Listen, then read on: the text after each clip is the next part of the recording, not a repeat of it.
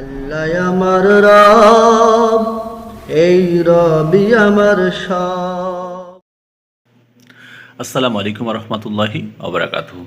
ফরজ গোসলের বিধান এর মাসালাগুলো আপনাদের সাথে শেয়ার করব। যার উপর গোসল ফরজ হয়েছে তার মসজিদে প্রবেশ করা হারাম, তবে বিশেষ প্রয়োজনে তায়াম্মুম করে প্রবেশ করা জায়েজ আছে।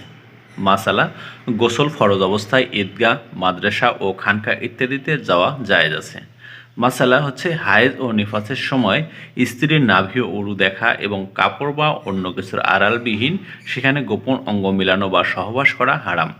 মাসালা হচ্ছে হায়েজ নিফাসকালীন তার স্ত্রীকে চুমু খাওয়া, তার ঝুঁটা পানি পান করা, তাকে জড়িয়ে ধরা, তাকে জড়িয়ে শোয়া, তার নাভি উপরের স্থানে এবং উরু ও তার নিচের স্থানে কোনো আড়ালবিহীন, নাভি ও উরুর মাঝখানে কিছুর আড়াল দ্বারা শরীর মেলানো জায়েজ আছে।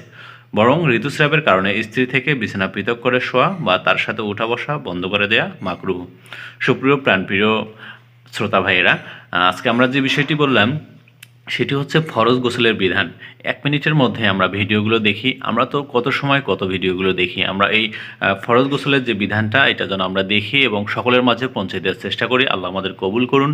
আসসালামু আলাইকুম রহমতুল্লাহি ওয়া বারাকাতুহু।